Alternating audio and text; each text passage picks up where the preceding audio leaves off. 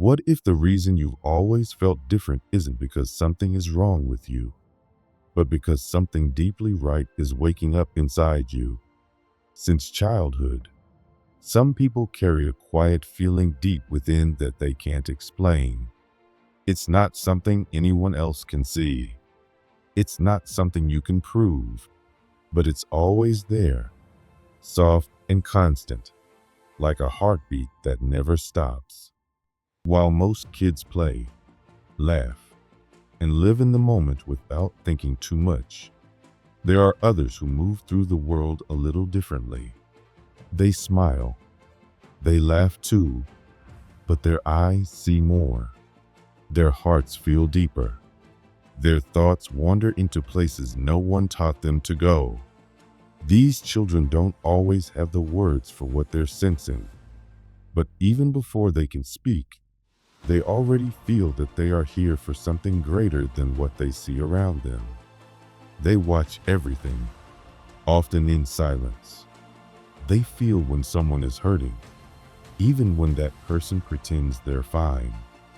They notice the tension behind a smile or the sadness in a room where everyone else is laughing. They carry questions in their chest that seem too big for their age.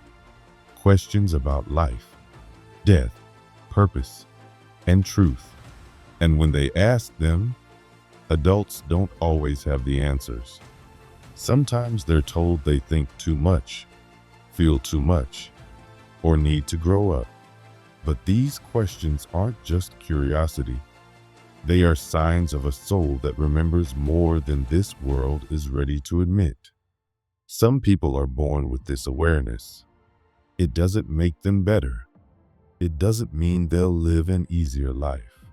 It simply means they were chosen from the cradle. Chosen doesn't mean special in a proud or showy way. It means the soul came here with a purpose that's already written deep inside. It means they've carried this knowing since the beginning, like a quiet thread running through every moment of their life. They may not know what the purpose is.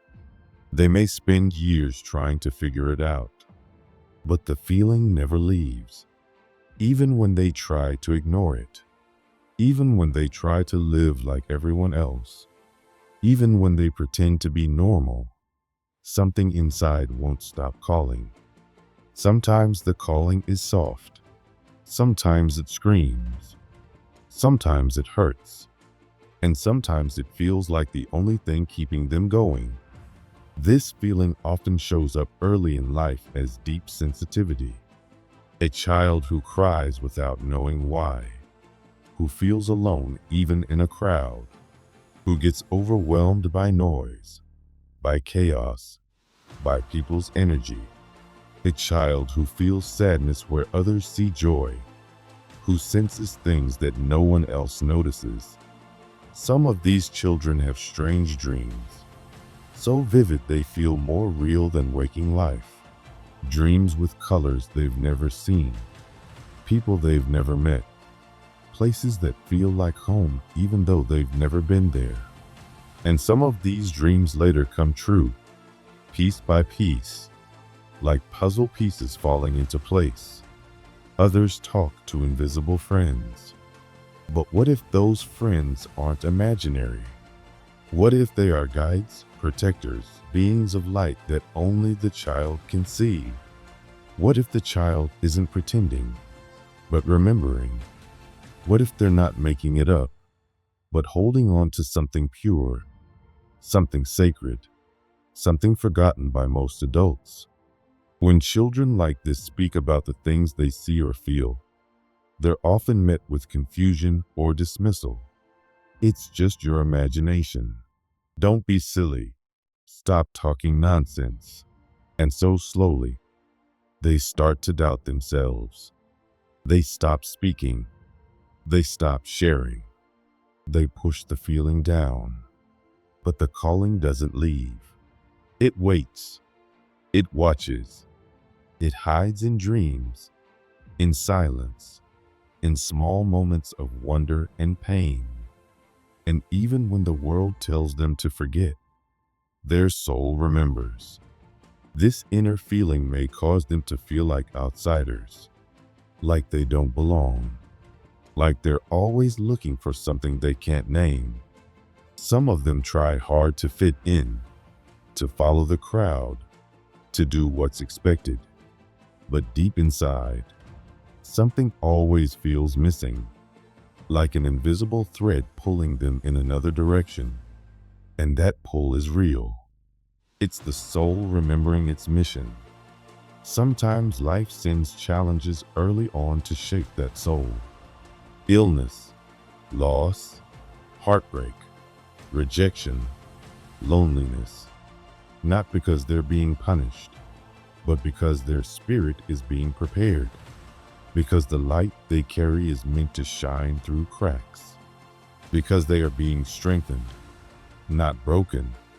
Others might mistake their quietness for shyness, their stillness for weakness, their deep questions for rebellion.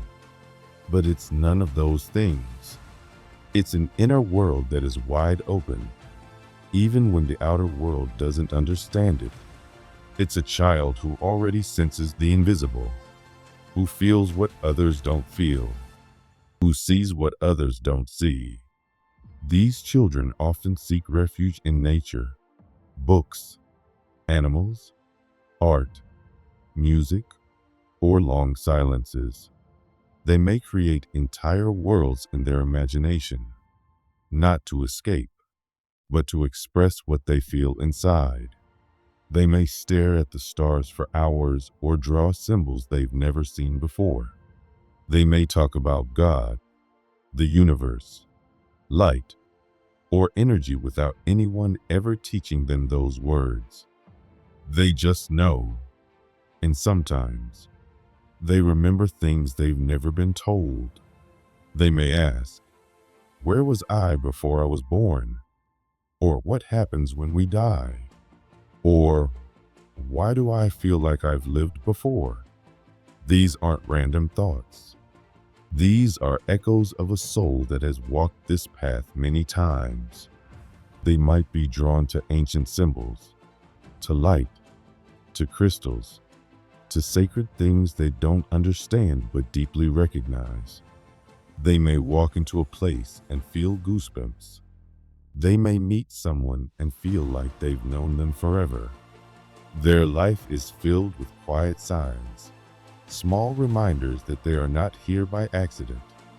They were chosen, and not just for themselves, but for something bigger than them, for the healing of others, for the awakening of truth, for the softening of hearts, for the breaking of old cycles, for the returning of light to a world that has forgotten it. As they grow older, the world will try to pull them away from this knowing. School, society, expectations, and fears will try to make them forget.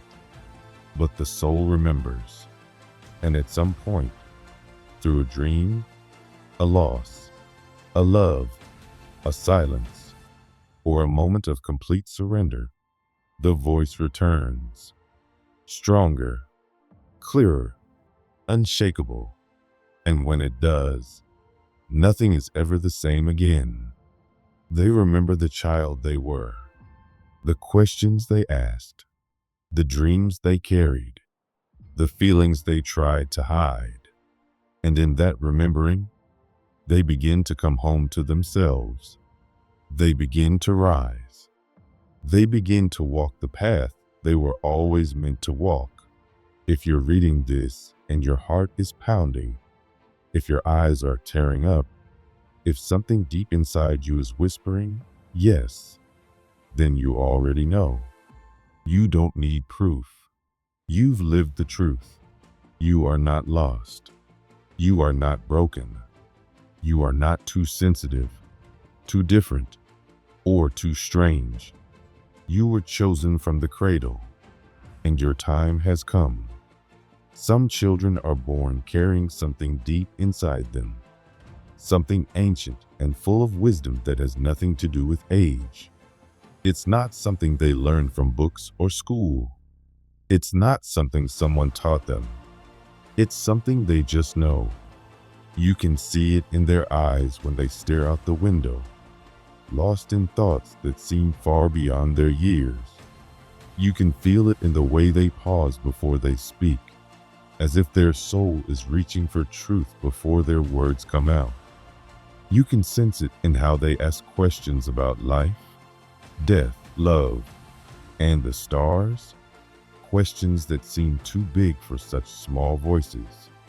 They remember things they've never been told. They recognize people they've never met, and their hearts feel everything around them with a depth that can be overwhelming. In some homes, these children are welcomed with open arms. Their families listen to them, buy them books, let them ask anything they want. These families might not understand everything, but they honor the curiosity. They encourage the questions. They make space for the wonder. They say things like, "Tell me more," or "What do you feel?" And that gives the child permission to keep connecting with the invisible world they already feel so close to. But in other homes, the story is different. In many places, when a child says something unusual or deeply emotional, the reaction is fear, not curiosity. Some parents scold them, others laugh. Some tell them to stop talking nonsense. Some grow angry or nervous, thinking the child's imagination is dangerous or strange. And that's when something sad happens. The child, who came into the world with a bright light, starts to dim it. Not because they want to, but because they think they have to. They start pretending. They smile when they want to cry. They stay quiet when they want to speak. They try to be normal. They try to fit in. They tell themselves maybe they are weird. Maybe they should stop feeling so much. Maybe it's better to forget. But the truth is, even if they try to forget, that part of them never really goes away. The spiritual connection they were born with might go quiet for a while. It might hide in the background, but it never leaves. And one day, something brings it back. It could be a song, a dream, a line from a movie. It could be a person they meet, a story they hear, or a place they visit. And just like that, the memories return. The feelings come back. The knowing reawakens. And it feels like it never left. It was just waiting for the right moment to rise again. That moment reminds them that they are not broken. They are not strange. They are not lost. They are remembering who they've always been. Some children carry peace in their presence. They don't cry over every little thing. They don't need to be the center of attention. They sit back, quietly watching. They feel the room. They read people without trying. They may not speak much, but when they do, their words land deep. They ask things like, "Why are people mean to each other?" or "Where do we go when we die?" And the adults don't always know how to answer.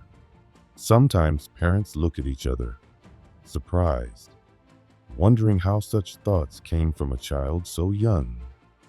These children seem older than their years, not because they act like grown-ups in the way they behave, but because their souls feel ancient.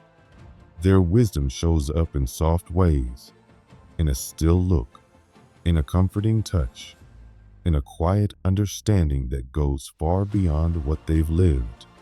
These children are old souls. They've lived many lifetimes. They've carried love and sorrow through time. They've come back with a mission, even if they don't know what it is yet. These children often prefer deep conversations over toys. They love sitting with elders, listening to old stories, asking questions that others avoid. They talk about big things like pain, fairness, kindness, and what it means to live a good life. They speak about the stars, the planets, the feeling of being watched over. Sometimes they say they remember a place they've never been. Sometimes they talk about someone who died before they were born as if they know them. They might say they've had dreams that feel more like memories. And even when adults brush it off or say it's just their imagination, the child knows it's real because they feel it, they see it, they sense it. They are incredibly sensitive, not just to people, but to energy. They can walk into a room full of smiles and feel like crying because something isn't right. Maybe someone in the room is pretending to be happy, but is secretly hurting. Maybe the energy is heavy, and they don't know why, but their body reacts.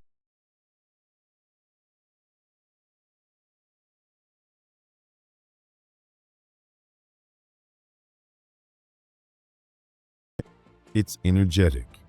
It's spiritual. They're tuned into frequencies that others can't hear. And while that may seem magical, it's also exhausting. They carry what others don't notice. They feel the sadness no one talks about. They pick up on pain that's been buried deep. And because of that, they often feel overwhelmed. They might cry over things other people call small. They might seem overly emotional. But it's not exaggeration. It's perception. They don't have filters. They don't know how to turn it off. They absorb everything. Emotions, glances, silences, intentions. Even when no one says anything, they know something's wrong. And that knowing, though it is a gift, can feel like a heavy weight because they don't know how to ignore it. They don't know how not to feel. They feel everything. And then they're told, "You're too sensitive. Stop crying. It's not a big deal. You need to toughen up." But to them, it is a big deal because they're not just reacting, they're connecting. Their feelings are not weakness. They're evidence of an open heart, a heart that cares, a heart that loves so deeply that it refuses to harden, even when the world tries to make it cold. These children are not too sensitive. They are incredibly strong. But that strength is gentle. That strength is full of feeling. And without the right guidance, it can hurt. Many of these children grow up feeling confused. They don't know what belongs to them and what doesn't. They get sick in heavy places. They get tired around angry people. They feel drained when others are upset, even if no one says anything out loud. But no one teaches them about energy. No one explains why they feel this way. So they think they're fragile. They think they're broken. But they're not. They just need someone to show them how to care for their gift, how to clean their energy, how to protect their heart without closing it. With the right help, everything can change. Their sensitivity becomes a superpower. They become the ones people turn to when they need real comfort. They become the ones who know what to say without being told. They build deep connections. They bring peace into places full of chaos. They light up the dark. These children didn't come to blend in. They came to help heal the world. And healing starts with the heart. A heart that might cry easily, yes, but also loves fiercely. A heart that breaks but doesn't stay broken. A heart that stays soft even when the world gets hard. Some of these children are not just sensitive, they're also fiery. They challenge everything. They ask, why, when others stay silent? They don't accept things just because someone said so. They don't follow rules blindly. They push back when something feels wrong. And while that might look like rebellion, it's actually truth in motion. It's their soul refusing to shrink. It's their inner knowing saying, there's a better way. In school, these children often struggle, not because they're not smart, but because the system feels too small for them. They get bored. They feel boxed in. They learn quickly, but they need creativity. They need movement. They need meaning. And when they're forced to follow rules that feel unfair, they speak up. They get labeled as difficult or defiant. But the truth is, they're brave. They're not trying to be disrespectful. They're trying to be real. Their resistance is a message. It's saying, this isn't right. And that message matters. Because these children are meant to question things. They're meant to break patterns that no longer serve us. They're meant to create new paths. But the world doesn't always know what to do with them. So it tries to shut them down. And when that happens, these powerful souls start to feel small. But deep down, their fire never goes out. Some children remember things they've never been told. They talk about past lives, about angels, about beings of light. They say they've seen things at night, lights, faces, glowing figures. They describe dreams that feel like other worlds. They say they've left their bodies and flown through stars. They speak with wisdom that feels like it came from another place. And when they try to talk about it, most adults don't understand. So they say, it's just your imagination, but it's not. It's memory. It's connection. It's truth. These children are deeply connected to the spiritual world. They came in already tuned in, and they're not imagining things. They're experiencing the world in ways most people forgot how to. Their soul is still close to where it came from.